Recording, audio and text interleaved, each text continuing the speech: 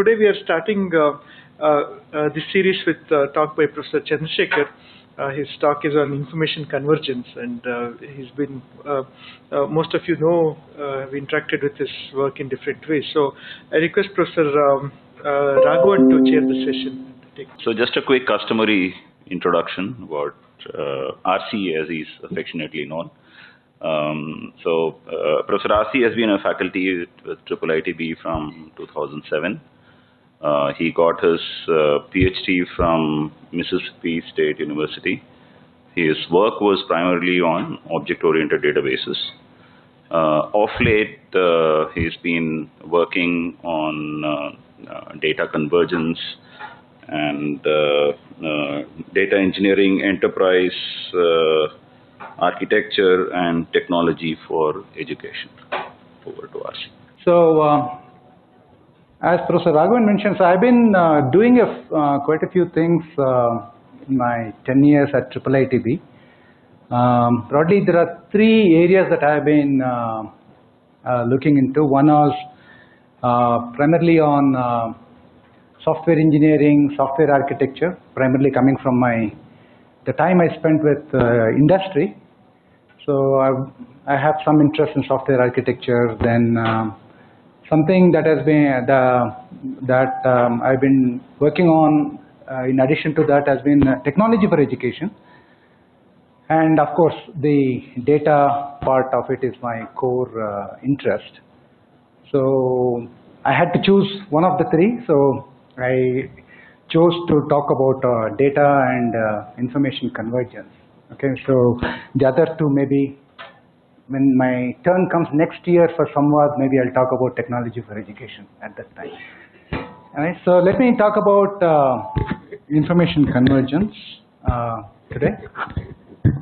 So quickly, I will introduce this concept of what I think is information convergence. The relevance and the use cases, some strategies. It has been in existence for quite some time, so we'll look at some old and new strategies.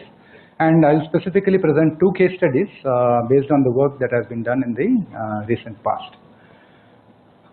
Just to set the context, right, the term information convergence, I got kind of inspired by what we have seen with the devices today, right? So we have so many standalone devices like the audio player, still camera, video camera, microphone, and the small matter of a telephone, and all of them kind of come together in the form of a smartphone.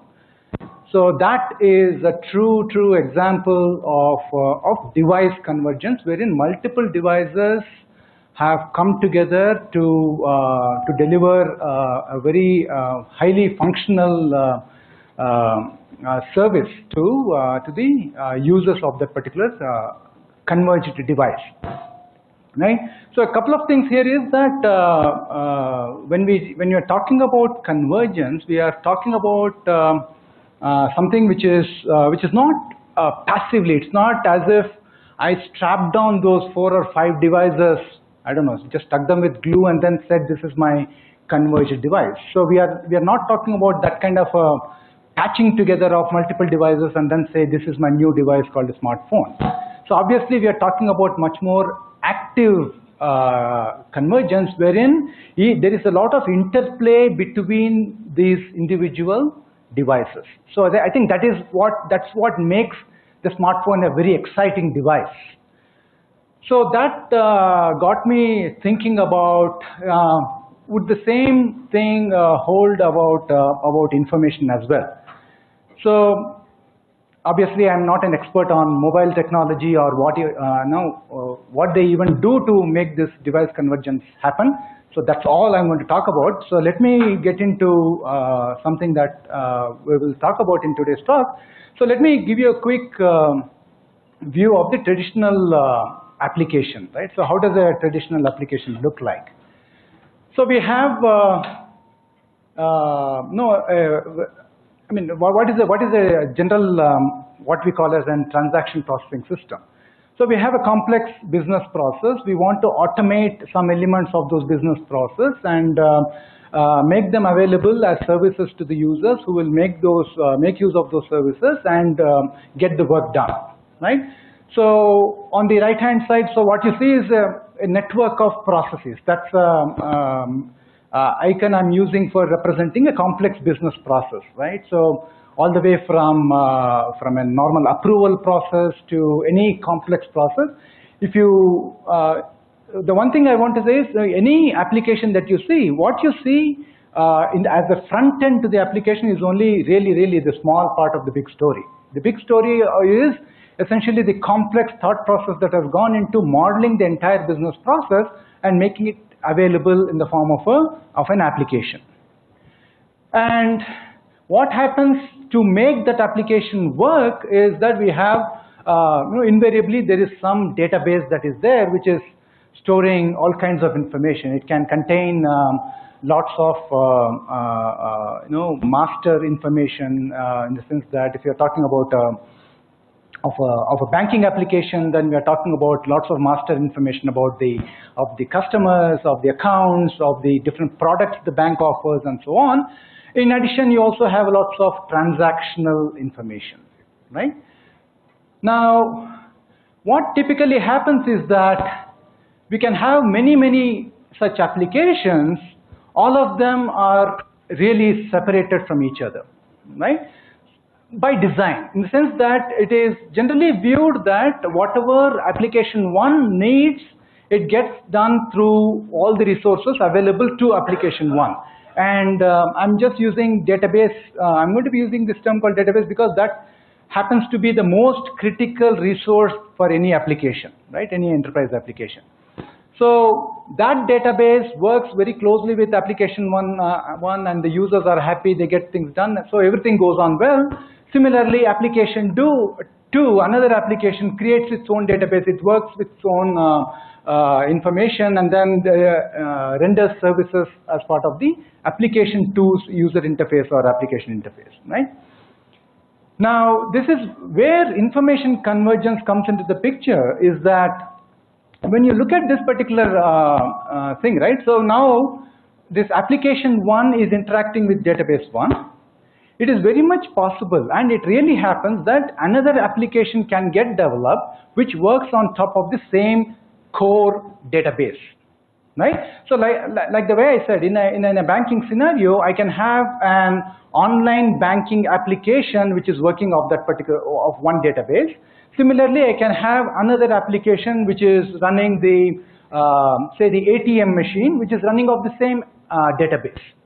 So I can have a one-to-many kind of an association between a given database versus the number of applications that can be built on top of it. Okay. So where information convergence tries to change the game is that, so I want to see whether we can create a many-to-many association between databases and applications. In other words, can we, most of the times the traditional OLTP kind of applications rely on only one database to get its work done. But newer use cases are emerging today wherein we don't want to be confined to with the information that's present in only one database. So can we have a single application which is utilizing the information present in multiple databases and a single database contributing to multiple applications? So that essentially is the essence of this many-to-many relationship between the applications and the database, right? So this is essentially a very, to begin with, I think this is a good starting point for us. So in other words, what all we are saying is, so we have these separate databases. Is it possible for an application to look at this multiple database as if it is one, converged? Okay, so I want to highlight a few technical challenges with this, right? So I have shown this particular wall which is existing between these databases. It is not just a symbolic wall that I have put there. Actually, it translates technically into a, say, firewall, right? So if this happens to be a firewall, so in a typical infrastructure, so we want all these databases to be protected, isolated, so that one does not interfere with the other, and no. So to take care of all of these things, I really make it technically impossible for them to work with each other. Right? So while my intention is very good that yes, why not application 2 make use of the information that is present in database 1 as well, right? So while my intention is good, the wall here is actually almost a physical wall, which means from a technical perspective, I cannot even ping that particular server which is on which that particular database is running. So they are so isolated from each other, right? So this makes this whole information convergence concept even more challenging. So which means, so on the one hypothesis which we probably will just accept it, more of an axiom, that it is always interesting to work with information from multiple databases. Let us kind of accept that as a base and see what does it take. I don't think there is any argument saying that that's not useful, right? Obviously, more information, more data, the better, right? So today we keep talking about, right, all analytics and stuff like that. So given that applications are interested in accessing multiple databases, how do I overcome these particular problems, and what are the different solutions and approaches that are available, right? So that essentially is the context. So we're going to say that this wall is not just a metaphorical kind of a wall, but it is actually a real wall which prevents information from percolating from one application to another, right? So some examples. Why would it be interesting?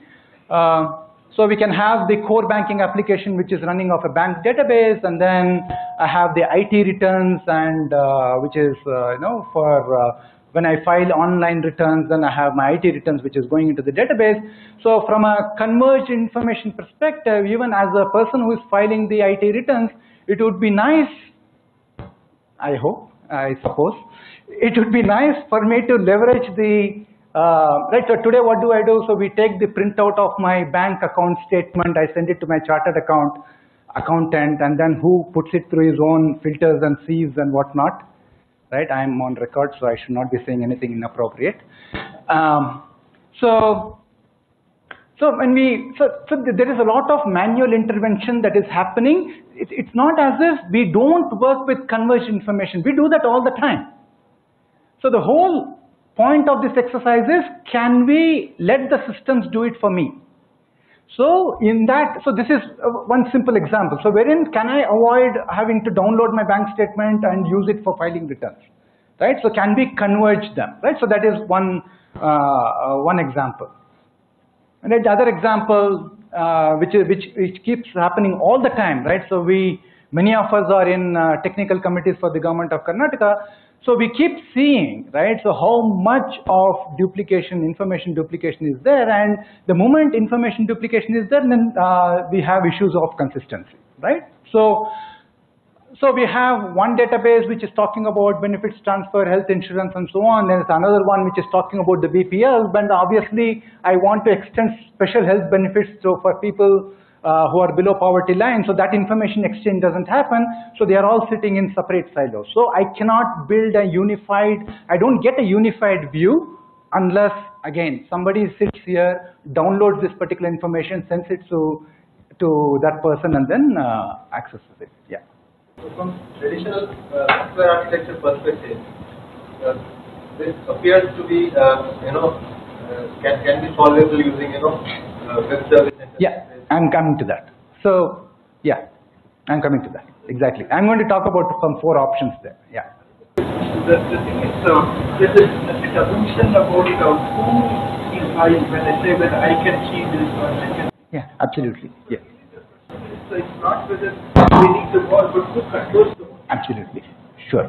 Exactly. Right. So one of the things when we say I, right, obviously we are talking about some systems which are out there, and which systems will get access to that particular information, and what does it take to make that information available, and so on, right?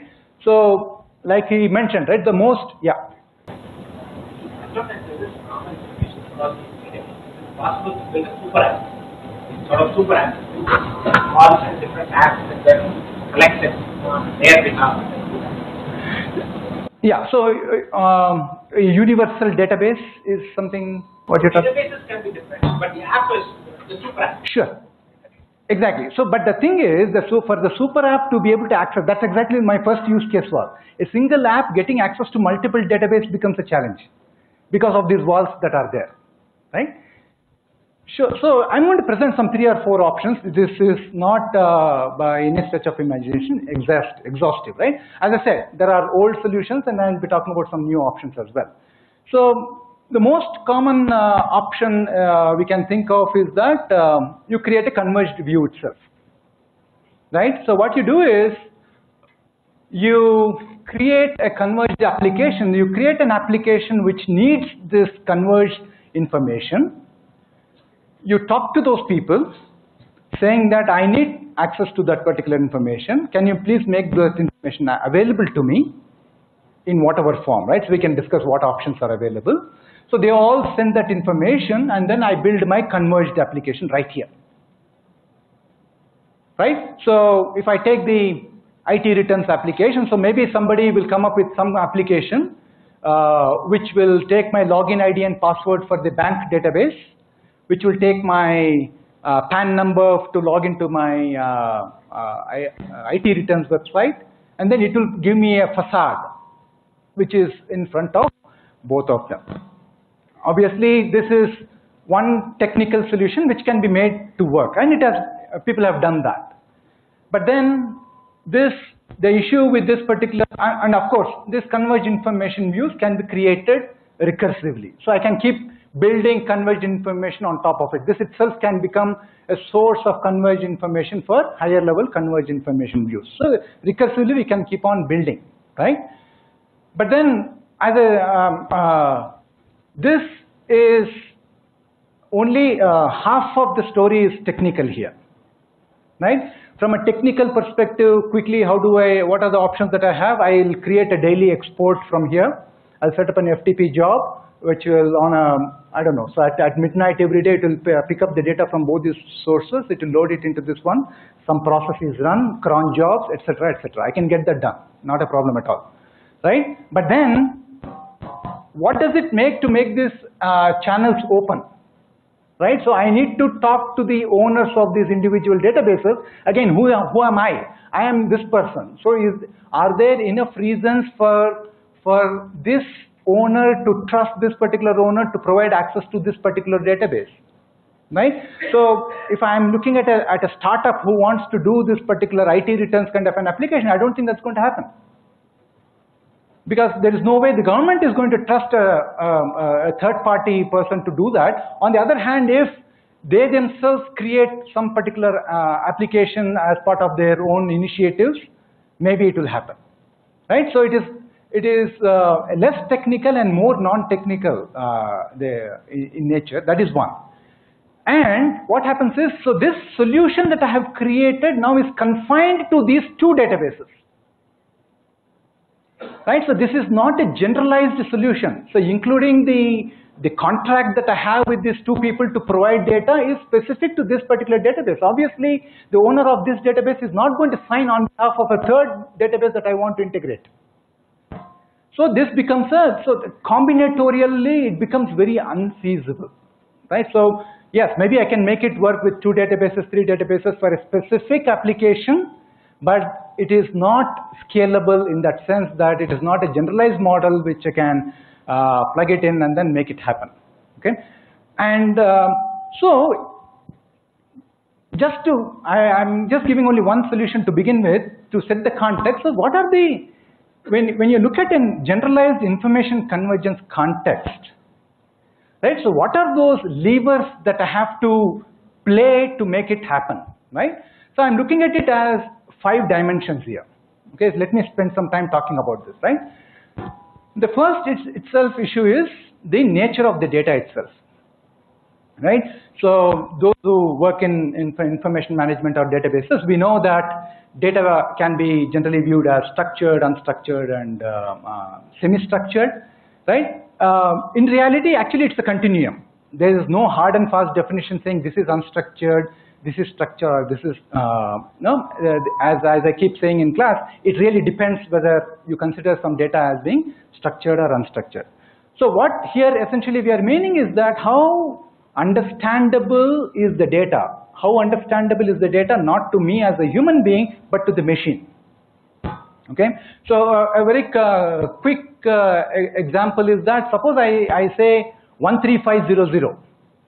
13500, if I say what it is, maybe depending upon the context you can guess. If I am talking about a banking context, you can probably say, okay, maybe are you talking about the balance of a person in a given account, right? But so that is simply data which is translated into some binary representation, stored into the hard disk and so on.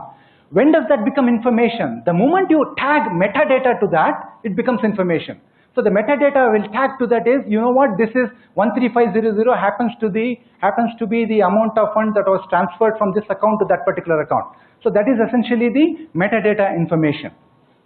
So one very quick way to understand the distinction, the continuum between unstructured data and semi-structured data is how much of this understanding we have. When I have zero understanding about that, then it goes to the other extreme saying it is completely, I have zero understanding about this particular data, it is completely unstructured.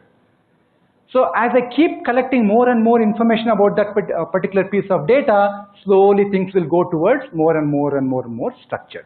Okay, so now how is it going to determine the complexity of my convergence? So when the simple use case, so I want to use this example, right? This implementation, suppose I want to do this implementation model.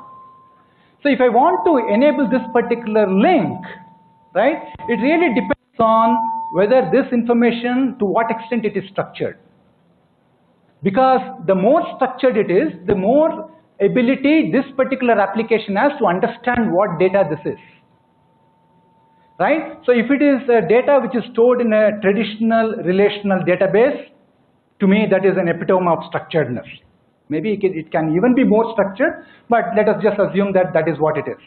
Right?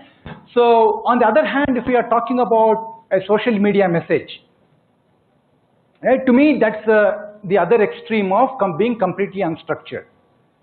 So for me, for this application to get the most out of the information that is present here, the more structured it is, the better it is.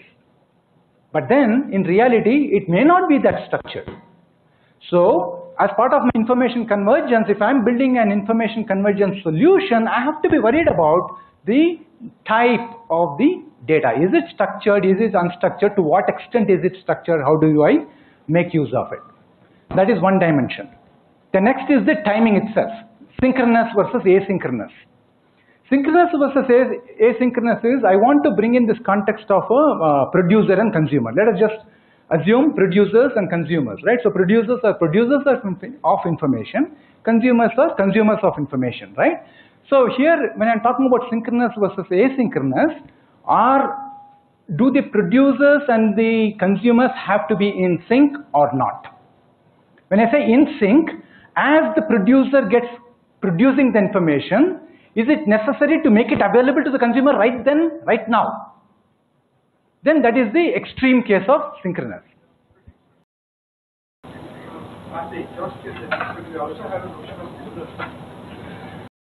In the context, I'm only talking about producers and consumers, so we can probably bring in owners from the concept who is allowed to be a producer, who is allowed to be a consumer. So I'm not bringing in that dimension here. So right now it is only about somebody is producing the information, somebody wants to consume information, and then I'm assuming it is many to many. There are many producers, and a producer may want to consume information from many producers. A producer might be producing information which is useful for many consumers. That's the only model I have used here. Maybe we can introduce one more dimension to that to more complexity, to add more complexity. Now, synchronous versus asynchronous. Why this is important? Because even if you look at the technology that is available there, so if I really want to make it synchronous, it's extremely difficult, right? So suppose I am a consumer and if the Okay, let us look at, I don't know, so today everybody talks about analytics, right? So I want to keep doing my analysis as and when things are happening, right? So if I have to be, if the information between the producer and the consumer have to be synchronous, the kind of technologies that I need, the kind of connectivity that I need is very, very different from the asynchronous one. The most traditional asynchronous approach between producer and consumer is dealt using what are known as batch jobs. Batch jobs are like my goods train. Once in a day at around midnight, slowly it will collect all the data, bring it from one system to another system. This fellow will load it and do some processing with it, right? So that is one dimension that we have to contend with, right? We are not even talking about solutions here. We are just saying, laying it out on the floor, saying what are the issues that we have to contend with. Next is control. Pull versus push, right? From a consumer's perspective, right? So because the kind of solution that I put in place is very different for a pull versus a push. Most of the time the easiest solution is to work on a pull mode, which means whenever the consumer is ready to work with that particular information, they will go to, I don't know, wherever, and then pull the data and work with it, do processing with it, right? On the other hand, most of the times, if I am working on a synchronous mode, it is generally working on a push mode. So wherein the consumer is, producer is pushing that information, and then the consumer needs to be on standby to immediately process that particular information. You can easily imagine from a technology perspective, the kind of challenges that I have in creating an application which is working in a pull mode versus pull mode is very different, right? So that is the pull versus push. Usage. In general, whenever we talk about consumers as a word, it implies it is read-only, okay? So that is, there's not much variability there. Most of the times I'm only in a information convergence is the strongest use cases of information convergence is only in a read use case, wherein I want to read data, analyze, consume, and so on. But then for the sake of completeness, I said maybe there can be applications where I want to write on the converged information, right? Towards the end, what the implications are, I will talk about that. But for now, you can assume that the usage is generally read-only usage from the consumer's perspective. Finally, the connectivity itself, right? Local versus remote, right? Local versus remote with respect to the producer and consumer. Are the producers and consumers are local, as in on the same server, same network, and so on, or are they completely remote? Again, this is a continuum. It is not a, what is local, what is remote. We can stretch it to say that the worst case of remote is that when we have two different servers in two different data centers in two different networks, on top of it separated by the strongest possible firewall, which does not allow even a single bit to traverse between them. So that is the extreme case of remote. But then we can say, okay, LAN is more local, but it is still running on two different servers and so on. So the whole complexity when we are looking at information convergence is essentially the cross product of all these complexities, right? So which means as many, all these combinations you have to kind of nail down to for a given application context, then you have a solution which works for that combination of all these parameters. Any questions, observations, comments? Yeah. So usage, I think, also has an offshoot in terms of the directionality of the information flow. For example, software repository. Yes, absolutely, absolutely. So the directionality here, most of the times when you're talking about read, the directionality is producer to consumer in one direction. Again, when you're writing, so do you want to propagate it back to the sources? That's a different problem altogether. Okay, so I'm going to use this as my reference model to talk about a few solutions and try to pitch, along these dimensions, where do they fall, right? Because obviously, one other takeaway from this particular slide is that one solution, there is no a single no silver bullet, as they say, for this information convergence problem, which means we have to find from a application perspective, we have to fix many of these dimensions and then go after a solution. Okay, so I want to talk about 4 solutions which fit into. This is not exhaustive by any means, but for the sake of just some illustration, I'm giving these 4 models, convergence models, right? So this is our walled example.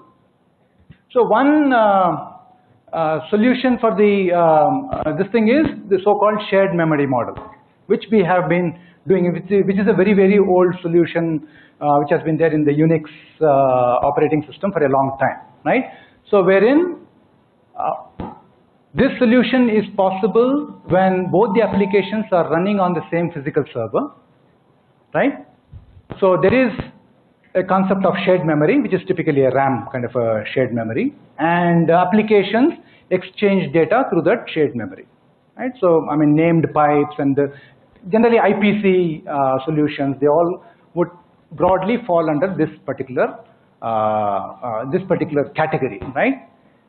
I mean, obviously this is a very trivial, old solution, and I should add that probably this has got its place to some extent. Obviously, we are constrained by the amount of memory that's available, so obviously lots of data cannot be shared between the applications, but if there's a small amount of data that has to be shared, maybe this will work, right? So so the applications run in the same physical server, right? The applications need not share the same database itself, which means I don't need, application 2 does not need all of the information that is present in database 1, right? I need bits and pieces of information which I make it available in the shared memory, this particular application will access, right? So that is good, right? And the applications do not have a problem with exposing all of the data to each other because they are all running on the same physical server. There is no real separation between the databases. Okay, the other issue is that about syntax and semantics mismatch. I think I'm using that term for the first time here. So let me just spend a couple of minutes talking about those 2 issues here. So one of the biggest challenges with data integration in general, and definitely with information convergence, is this issue of syntax and semantics. So syntax issues are nothing but if an application wants to access the data present in a database, one is that I need to know how is it stored, right? Which means, for example, you just take a simple comma separated value, CSV files. If my application wants to access that information present in the CSV file, the syntax element of that particular solution is that I need to know what is the order in which the fields are being stored, where is the header information about the particular fields, right? So what is the field separator? Although we say CSV, it could be comma, it could be semicolon, it could be whatever. So these are the minor syntactical issues that need to be resolved. But more importantly, applications may have to contend with semantics. Right, so we talked about structured, semi-structured, and so on. So I need to know that in that particular field, this is the information that is stored. When I say I, the consumer needs to know that in this cryptic field named BAL FWD. I'm just saying, right? So BAL FWD, I don't know, it is balance brought forward. That's the semantics associated with it. So if an application needs to consume that particular information, I need to know the semantics associated with that, right? So these 2 issues have to be kept in mind whenever we are talking about integrating information between the consumer and the producer. So here what we are saying is in the shared memory model, right, so the syntax and semantics mismatch is not there, primarily because it is part of the same application portfolio, right, which means because these 2 applications are running on the same physical server, maybe both these applications belong to the same owner, which means because of which probably they were developed by the same programmer, right? So the mismatch of semantics is very unlikely in this particular a case, right? But then, so the challenges are that right, they are the bigger challenges is that when these things won't work when the information volume is high. The amount of information exchange that has to be exchanged is very high. This is not going to work, and right, if the producer and consumers are not working synchronously, this is not going to work. Right? If I have my use case in such a way that the consumer process is not going to be active when the data is getting produced, this is not going to work. This will work only when both these processes are running in the memory at that time. When the information is produced, this process has to consume. If that is the producer and this is the consumer, this has to be running, right? So if that is not feasible for whatever reason in the scenario, then this solution will break down and this will not work, right? So that is, so if I quickly want to score it on my dimensions, information type is mostly structured. They're all in-memory variables. I'm assuming semantics issues are not there. They are synchronous, and generally it is push in nature from the producer. So the usage is write to the shared memory, you read from the shared memory, and connectivity, definitely it is only local, right? Let me go to the next model, which is the shared database model. So you say that, okay, so you get these two application guys, so the management calls them and then say, you know what, I'm finding it very difficult that all the reports that I want, everything is scattered across these two people. Anyway, you both seem to be doing a relatively similar kind of an application. Why don't you guys get together and use a single merged database? This is a complete application re-engineering approach wherein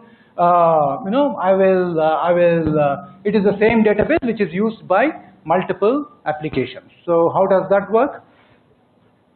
So the applications run on the same, when I say applications, yeah, I'm also assuming the database and the application runs on the same server, same physical database and so on. So if I look at the bad news, so if the databases, right, if the applications are all running on different servers themselves physically, making them talk to yet another server can pose some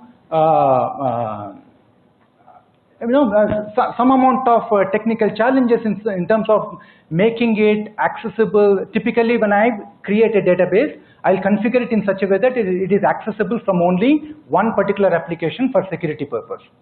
If I want to make it available for multiple applications, then I have to take care of all the configurations, which means it has to be done on a case-by-case basis. I cannot generally keep it open and then say that, okay, any application wants to access my database, feel free to do so. It doesn't work that way.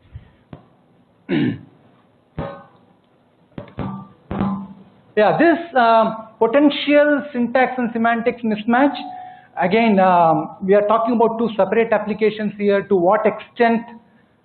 Because when we want to create this merged databases, I mean, those who have looked at ETL, extract, transform, load kind of a situation, you would understand. So I have two separate databases. Logically, the same information is present in both of them, but then the simple issue of homonyms, right, or even synonyms, which means I can have data items whose name is same, but they mean completely different things. Right? I may have two different names of data items, but then they mean the same thing. So those kind of issues have to be resolved both in terms of, especially from a semantics perspective, before I can start using my merged database. Again, this is also quite a straightforward thing. It works sometimes. In some cases, it can be made to work. Structured, asynchronous, right? So here, so these two can work. They don't have to be in sync with each other. The producer will write to the database whenever they want. The consumer will use whenever they want. So it is asynchronous.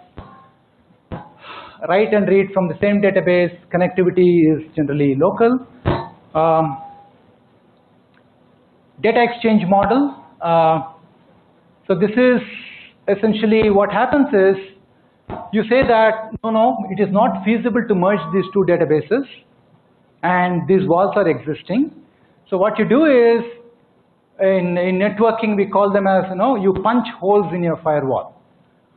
You punch holes in a firewall to allow the information, so the arrows indicate data flow. So if the consumer wants to access this particular database, I need to punch some holes in the firewall, make it available, and so on. So this is, again, a very widely used solution, and this can be made possible either through direct database connectivity, I can do it through FTP, and so on, right? So there are many options that are there.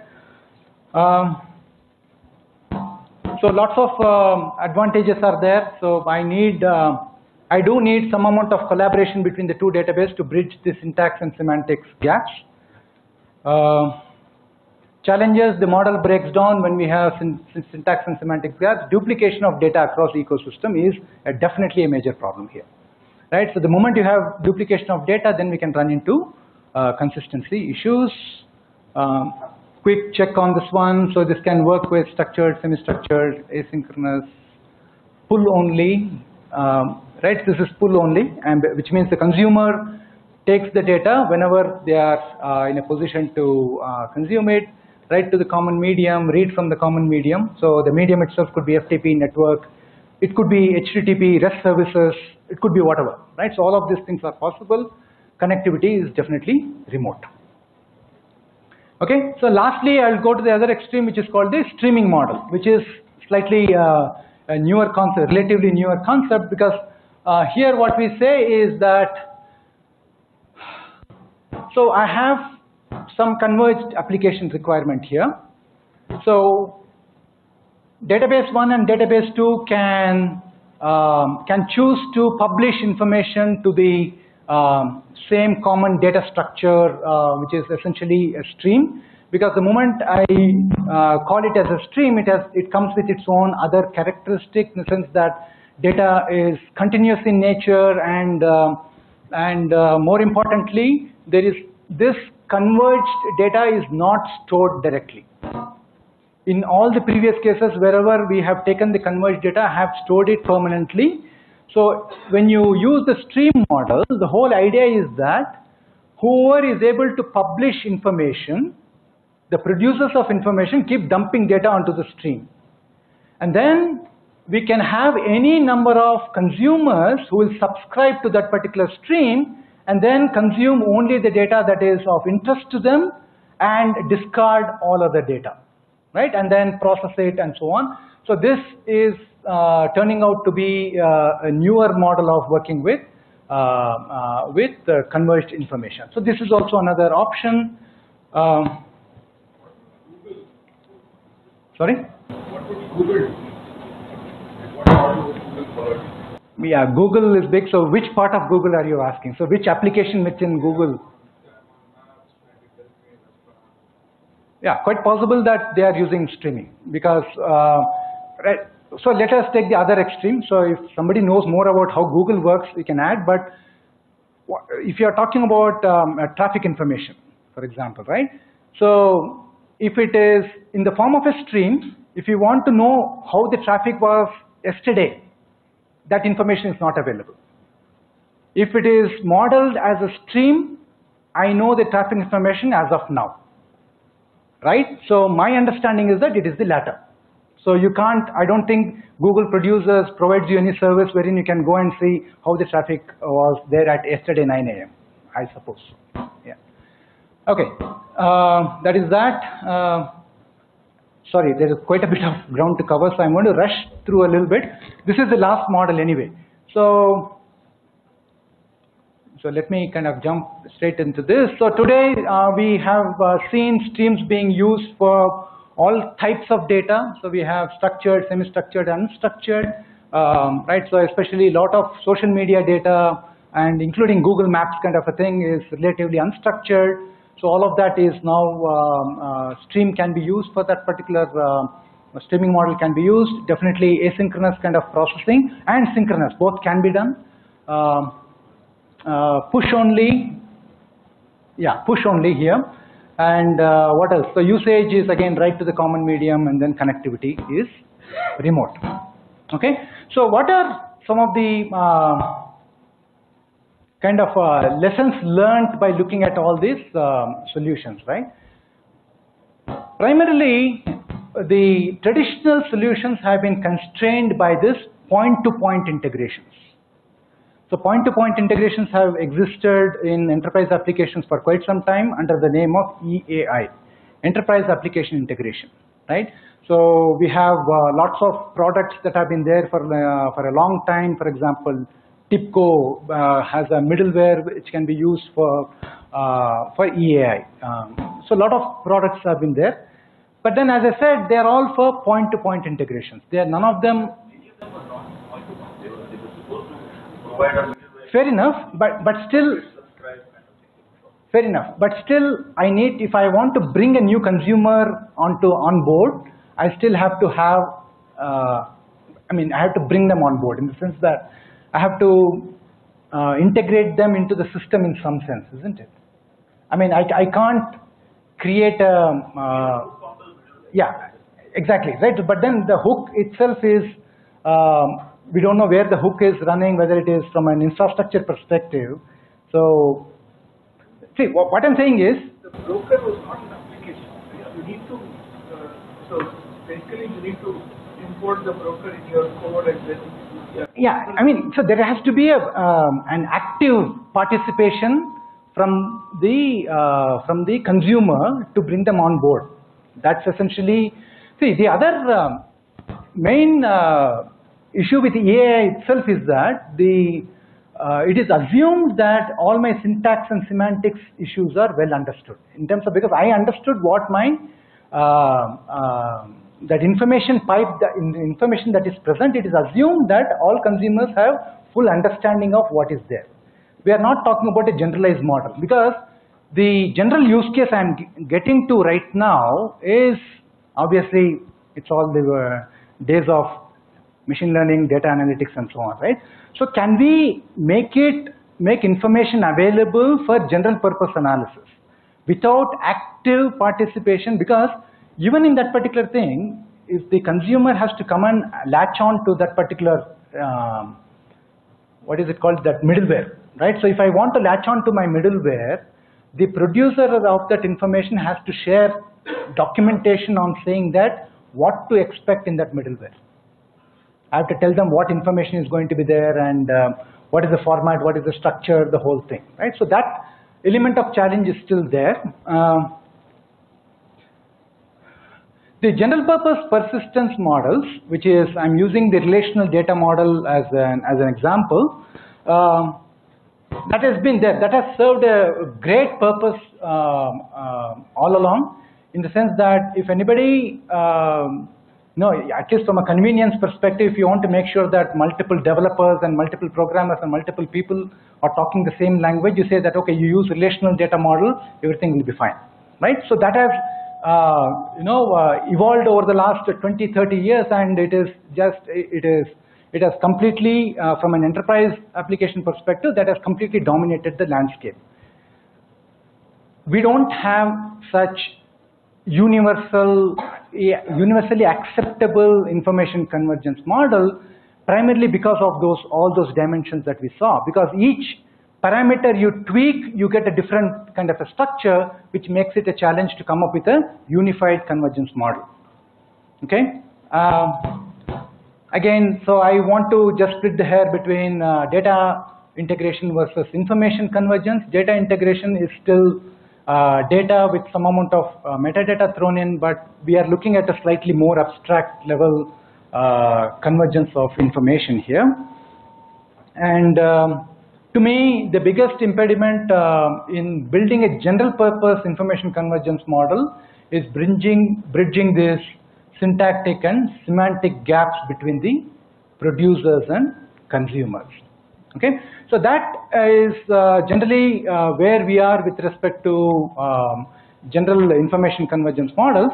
So I'll present two case studies which tries to bring out some of these challenges, and by no means the solutions are general. It is not at all, right? So let me begin by presenting one case study on document engineering, right?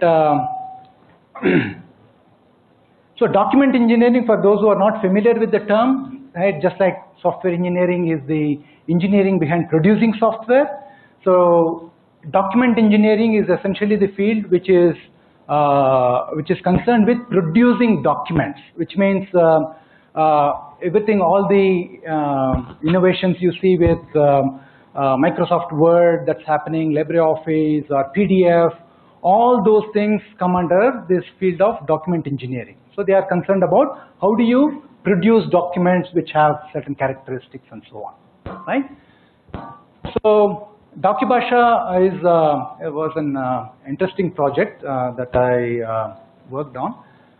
So here the idea is that there are the information is available in the form of lots of documents. In fact, they were all textbooks, right? Textbooks that are in English. So the idea was that with so much of information already available, in fact, just to step back a little bit, the motivation for DocuBasha came from Microsoft's research project called Wikibasha. So what that project was that there is so much of information available in Wikipedia in English. So instead of having people manually create local language Wikibasha, with the equivalent identical information, why don't we create a tool which will automatically translate an English Wikibasha wiki page into a vernacular wiki page. So that was the Wikibasha project. So we said, can we extend that same concept to documents? Which means the information is available in multiple documents, okay? So, which means if you can think of this converged information as the union of all the information present in those source documents. So from those source documents, can we create custom documents which probably use a subset of the information that is present? Not only that, can we create it in vernacular languages?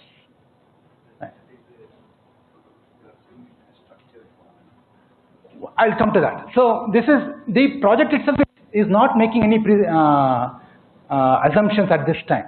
So this is the general goal.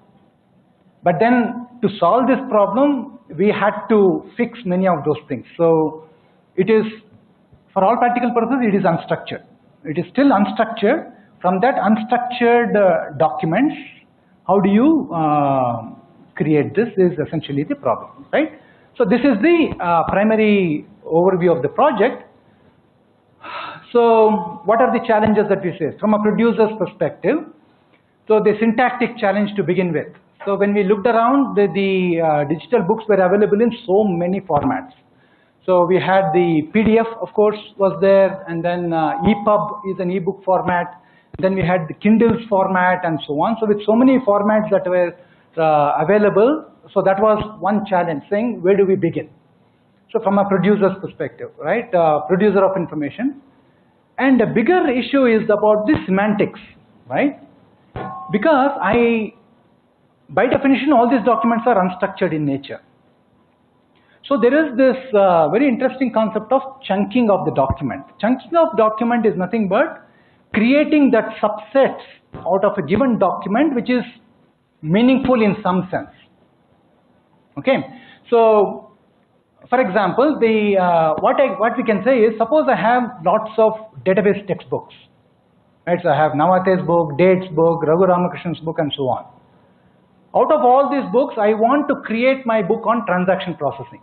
So there is transaction processing chapter in this book, there's a transaction processing chapter in this book. So I want to extract those individual components and create my own book. So that can be one use case of this particular thing. So here there are two things that are happening. One is, first I need to be able to chunk my books, which can be made available for later collection, assembly, right? So that is my first challenge. So chunking of these books into meaningful smaller components. Second is the assembly of it, which means once I have identified those chunks, I need to be able to take those multiple chunks from multiple places, put them together in the form of and engineer a new document out of it, right? So from a, right, so which means I need to, so chunking is a major problem here because it is completely unstructured. So I needed a way to be able to chunk it in a meaningful way to produce this particular contents. So that is of the challenges from a producer's perspective, producer of that information, right? From a consumer's perspective, we had a few more interesting challenges, right?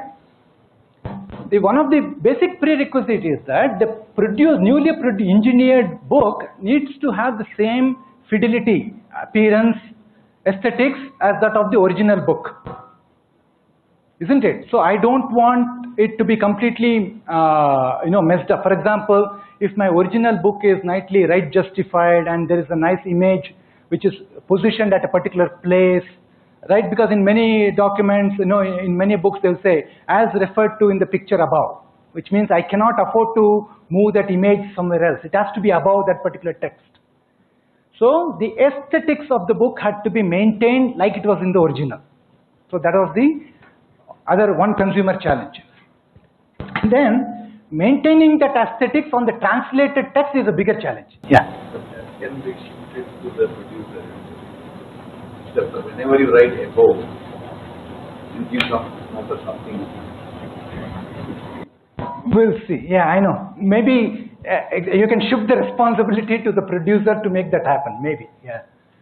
But then this was an interesting challenge, another very interesting challenge, right? So we are talking about the aesthetics and look and feel. So it turned out that the fonts for given words are very different. If I say I, in a given font it occupies about 6 millimeters of space. Whereas if I translate it into man, it is 50 millimeters. So now you can imagine I form a sentence and then I translate it. The newer sentence may be longer or shorter than the original English sentence. And now you can imagine what kind of an havoc it will play to the appearance in my target document. My target document was nicely right justified, then suddenly it will overshoot the line and then it will get chopped, all kinds of challenges, right? So this is, translation is 282 millimeters, Anuvad is 194 millimeters. So many such challenges. I think you addressed this problem in the sense that you don't have PDF readers coming. Yes. Yes. Yeah. So in document engineering, one of the issue is addressed as flow. So when we work with PDF documents, they have a fixed flow. Whereas if you look at HTML and many of this, they are free flow. They are all fixed flow, which means there is a page 1, there is a page 2, there is a page 3. Whereas when I'm reading an HTML page, there's no concept of page 1, page 2, page 3. So many of this, that's why they didn't face any of these problems with Wikibasha. Because Wikibasha is all about HTML pages. So whereas I am dealing here with fixed flow, so I had to take care of, I didn't have the liberty to move things around, right? So the overflow, none of this is available. So it has to be exactly constrained within the available real estate. So that was the challenge. So I'll give a quick, probably we don't have the time to go into all the details, maybe offline I can discuss what we did. Obviously the solution doesn't work with all kinds of, so we fixed the syntactic problem saying that will work only with PDF. So the chunking of the documents we did based on table of contents. So the assumption was that the book we are working with will have table of contents. So we try to read the table of contents. In the table of contents there are page numbers. We extract the page numbers. So it says whatever, transaction processing is page number 35. Then we look at the next chapter, it says 71. So 35 to 70, I mark it as one chunk. So like that, painstakingly we go through the document, we created the chunks, and of course tools are available to extract pages out of PDF and all that stuff. That was the trivial problem. Again, translation itself was not the primary objective of this particular project, so we didn't even look at the translated text, but I think more or less it did a good job. We were using it was a Microsoft funded project, so we were using the Bing translator APIs for translation. So that itself, at that time, unfortunately, Bing had support only for 1 or 2 Indian languages. So at that time they were still adding more support for more Indian languages. So we could not, Hindi was definitely supported. And then finally, the assembly of the chunk documents into vernacular new language. So just quickly to address that particular font problem. So it was more of a trial and error kind of a thing. So essentially what we had to do was we had to create a mapping between the fonts of both the languages. We'll say that Times Roman 12 in this particular source language generally seems to do well when it is mapped to this particular Hindi font in this point size. So that is a very, very rudimentary, very basic learning. I'm not even afraid to use that term because there was not much learning as such, but we looked at lots of existing PDF documents. We averaged out. Just today Srinath sent an article on, what is that? The average, what is that? The myth of the average. So I think definitely it suffers from the myth of average. So what we did was we found in general for sentences which have this kind of font size, this is the average font size, which seems to work. So that is how we kind of address those issues. So the key point here is that in terms of mapping it to our information convergence challenges, it was definitely the biggest impediment was the syntax and semantics challenges. Okay. Let me talk about the slightly more recent case study on data analytics.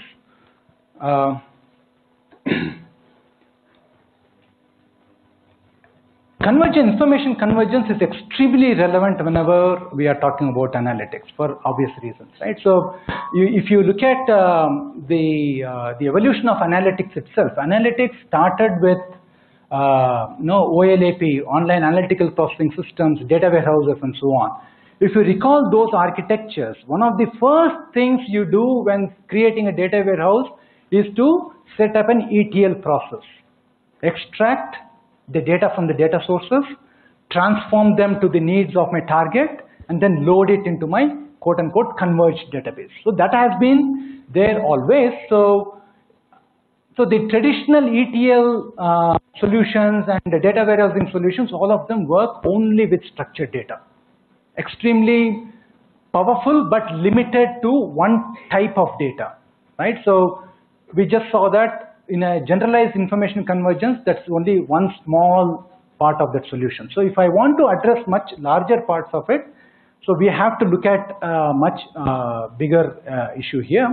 So because the other why convergence is important, right, is that most of the algorithms generally are capable of working with one data set. You have to give the data as a single data set. If you are working with R, you have to give it as, you have to put all the data into a single data frame for that algorithm to work. So if I'm running a k-means algorithm on a given data set, it has to be presented as a single data set.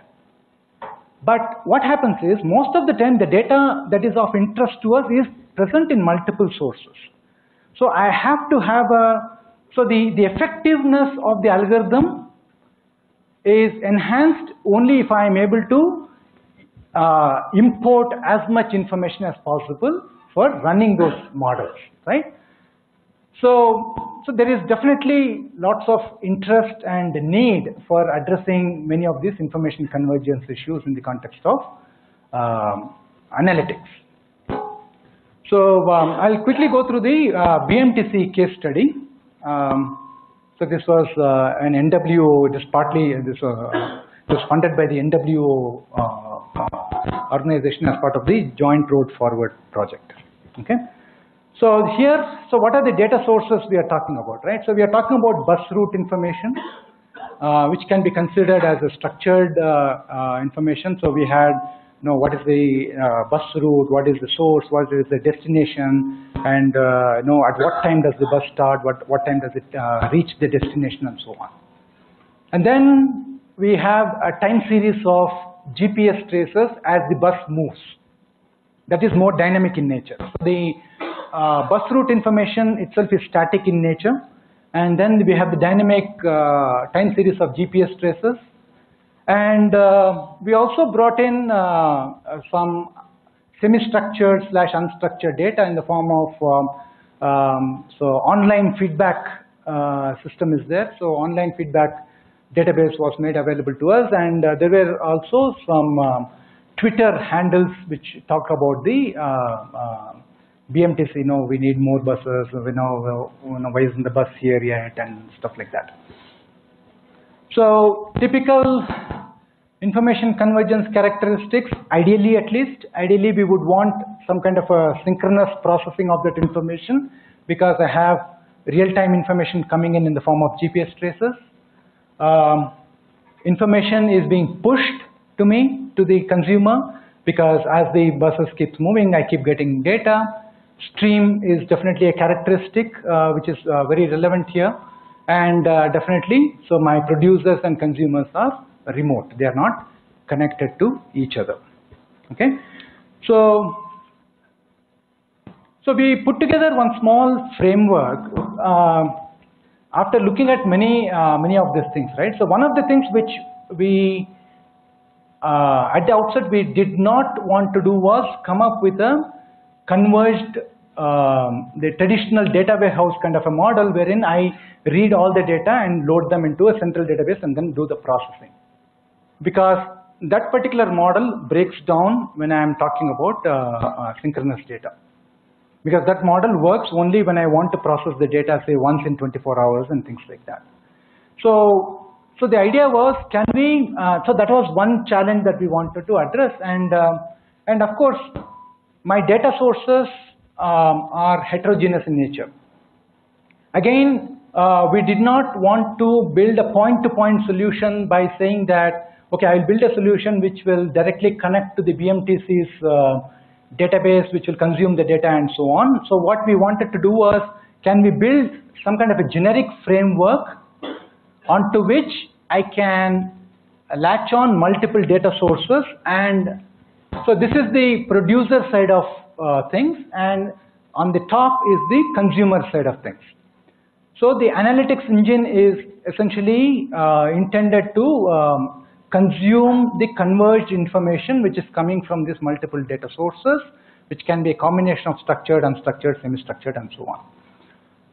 So again, one traditional approach for this has been that, which is typical EAI approach, is that for each of these data sources, you build what is known as an adapter. So you build an adapter for tabular data. You build an adapter for graph data. You build an adapter for text sources, right? So what does the adapter do? The adapter will essentially take the data in its source form and convert it into a specific common format that is usable by my application. So that is one approach which we could have taken. We said that, okay, so that has been anyway attempted, and there are, I may end up building as many adapters as there are data sources. And if my application is not going to use all the data sources, all my effort will go waste, right? So we said, can we do something different? So the approach we took was, what we said is essentially an intermediary, so a data source interface. This is just an intermediary interface which will facilitate the movement of information from the data source to the analytics engine. But then, how is it different from an adapter? As you can see, this is not tied to specific data sources. So now, for example, one of the so suppose I want the from an algorithm perspective, I want to extract information about bus route 356C, right? So some part of 356C's information will be present here, which is in the form of, when does the bus start, when does the bus leave, reach the destination, and so on. Then I will have some text sources which is talking about, with people talking about route number 356C. Then I can have some GPS traces which is talking about how is the 356C route running today as of now.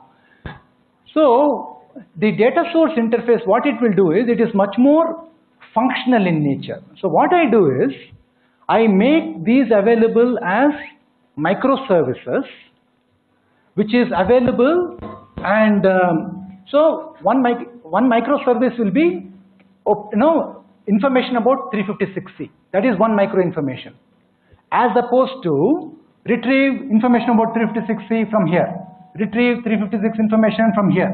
So instead of having three separate services and asking people to merge information by themselves, so this interface will provide that particular converged information as needed by the consumer. Okay, so this is essentially going back to in software engineering itself, right? So after our traditional modular development and so on, service-oriented architecture became a big thing. So they said that instead of building applications, why don't you create these services, break it down, all your processes into services, and let applications get built by assembling necessary services to deliver the required services. So we try to use that particular approach, wherein we create data source microservices which will provide specific data, so the intelligence of convergence is present inside this particular thing, which means we still didn't attempt to automate a lot of it, right? So we say that at this time, at least there is a placeholder here. So how I extract information about 356C from Twitter feed, it's okay, I have extracted it out. So maybe today I'm doing it in a very crude way by doing a substring search for 356C. Maybe there is a better way to do, but then I don't care. So at this time I have abstracted it out as a service. So like that, many such services are available as part of my data source interface. Now what will happen is, so as part of my analytics engine, so I can run many models, I can run many algorithms, and each of those algorithms will go and latch on to the required microservices for the purpose of running that particular algorithm.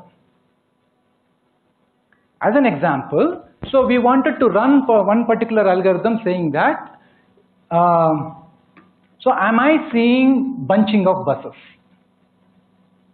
right? So do we have, buses which are, many buses which are coming together at the same time, although they are supposed to be separated by say 15 minutes from each other. So that could be one algorithm that I want to write, but for that I will need many such services, right? So that particular algorithm will run these services. The algorithm itself could be doing running any of these machine learning algorithms as needed, but the point here is that now that algorithm need not be worried about interfacing and interacting with the data sources directly. So this, as always, right, so a level of interaction always gives you enormous amount of flexibility.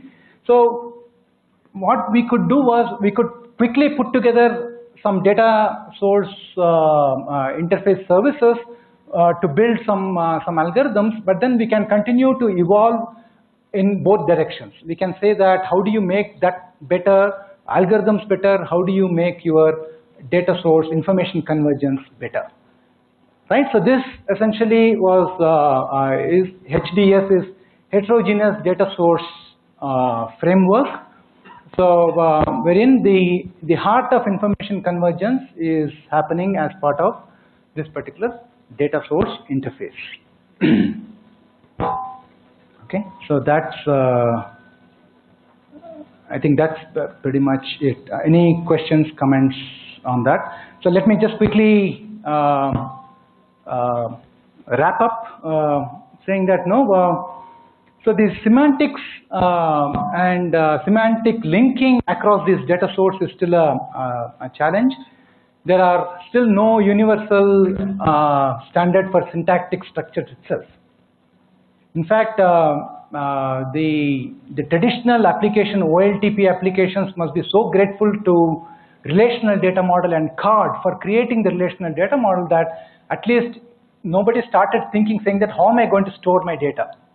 But today, we are not there with respect to, from a convergence perspective, so that there are so many standards, each one coming up with their own models, right? We have relational, we have XML, we have NoSQL all over the place and so on, right? So handcrafting solutions, by handcrafted solutions, what I mean is building those individual adapters and working with them is probably not going to be a very scalable approach. We definitely have to see, I think there's a lot of room for innovation and further research there. Okay, so that's pretty much all I had to talk about. Okay, I should really be stopping now.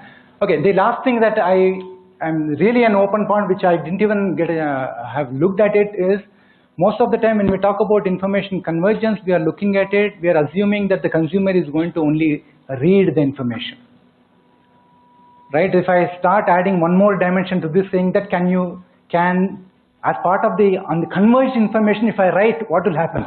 I don't know, right? So can we have enough intelligence so that it will go and sit in the respective data sources? I don't think so, right? So that's pretty much what I had to talk about. So if there are any questions, comments, observations.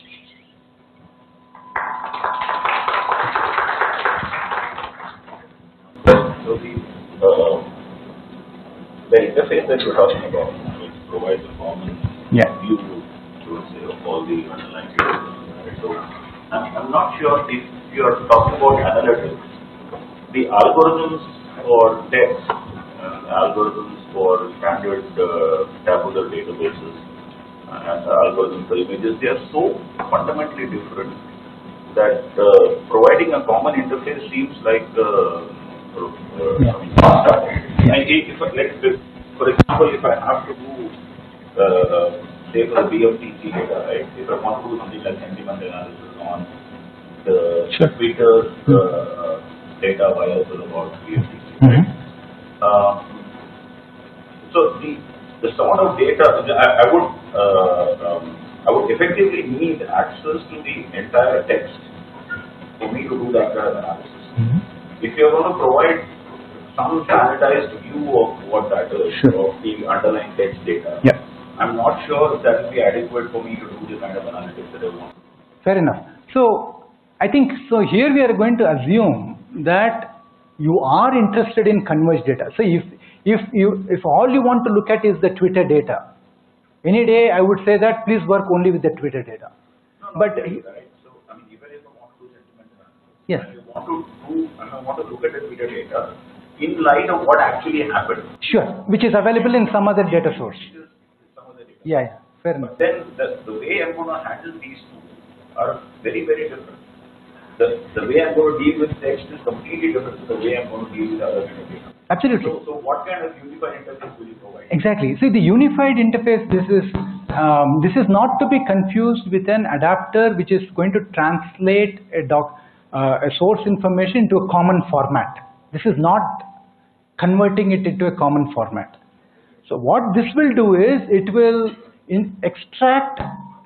contact the multiple data sources and collect that information, make it available in whatever format that is most appropriate for that kind of a data. So for example, so I can, so this can be in the form of a whole bunch of JSON objects, for example, right? So if the Twitter information is coming, I could be returning a collection of JSON objects, part of which contains Twitter data, part of it contains other route information, timing information and so on for sentiment analysis, for example.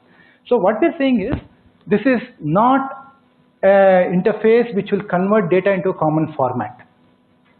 This will only say that you don't say for your analysis, if the kind of data that you want, let me take the trouble to take it and unify it and give it to you.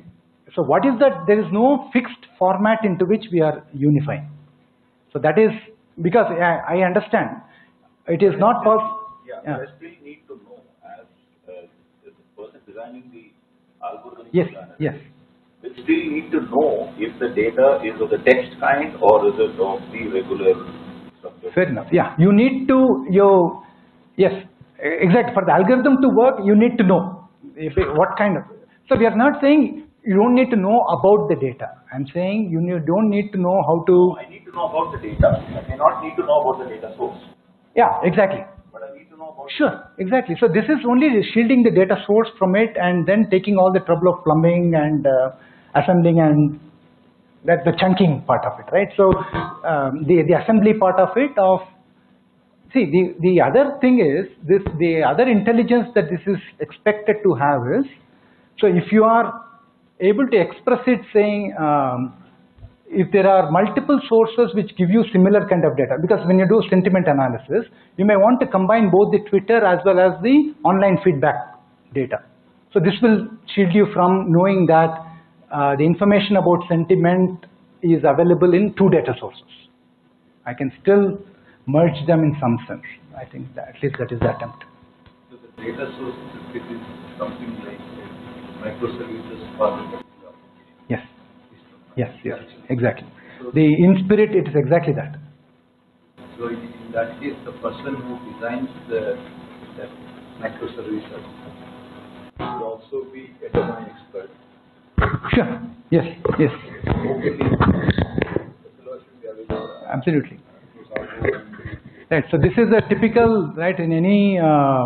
That's what we are seeing even from the feedback that we get is that in large teams there are people whose job is only to work with extract data, massage it, and make it available to upstream activities like this thing. So yeah, it is. You need to have the domain knowledge available here.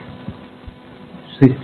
I was just trying to look at it with my software engineering classes. Yeah. I was wondering how it is relevant from software engineering perspective. So, in one sense, I felt as if information convergence is probably of central interest to software engineers as well. In fact, software engineers are probably doing nothing but exactly that, particularly formal method people. So if you, just a couple of examples, if you consider, requirement engineering, right? So different pieces of the document come together, and then the formal. Sure. You're right. Yeah, whatever. Yeah. Yeah. Its job is to basically figure out whether all these pieces come together to make a coherent one. Sure. So the semantic mismatches that you are talking about is of central interest to a software engineer. Absolutely. Similarly, if you consider configuration management, when we are merging two branches, right now the techniques that we use are very, very syntactic. However, what we would really like to have is something very semantic and deep. Makes sense. Yeah. It seems to me like a lot of what you were talking about was from the perspective of the consumer, right? In terms of information convergence. Yeah. So I was curious what the implications might be for the producer. For example, a very simplistic example if I draw from the TMCP thing. You have someone who's tweeting about how terrible the bus service is sitting on the bus, right? They might write different things if this was not going to be converged and sort of collated with say the GPS location. Just a really silly example. I know. The point really is that for the producer, are there privacy implications and are those different across the four models that you develop? From the producer's perspective, the layer of yes, I did think about the especially this one is going to assume that from a data source perspective, so whatever data source that is available, it is going to consume that, which means if there are privacy concerns, for example, then it is not expected to be there in the data source. I'm going at least in this particular framework, we don't have any filters which we have thought of, which will try to do some of those things of filtering based on privacy and so on. Because now I'm going to assume that whatever data is available in my data source that is hooked on is available to me. So I just question the way when I'm producing that data, do I know how it's going to be consumed? If my very production of that content depends on that. I know, but I think today's analytics world, it is not known. I think it is, in fact, that's a very good observation, because that's the other thing that I keep saying, right? Today, the way analytics has evolved, it has come as an afterthought, right? In saying that I have built these transaction processing systems for so long, suddenly when I look into it, there's so much of data. Let's do something with it. Because I'll tell you a simple example, right? So even if you look at our own IIIT application perspective, online applications, I remember in 2008, we had an online application, but guess what? It was not created keeping analytics in mind at all. It was created for the purpose of filling an online application. The simple example is that if the director asked me how many applications did I receive from each city, I had no answer. Guess why? Because I had one address field where the whole address was typed. Right? So where Madhya Pradesh was written as MP, Madhya Pradesh and whatnot, right? Similarly, right? So later on when we said that, okay, no, I need to be able to analyze this particular information, then the impact does happen on the producers. So from a producer's perspective, we revamped the whole website, so wherein we said city is a separate field now.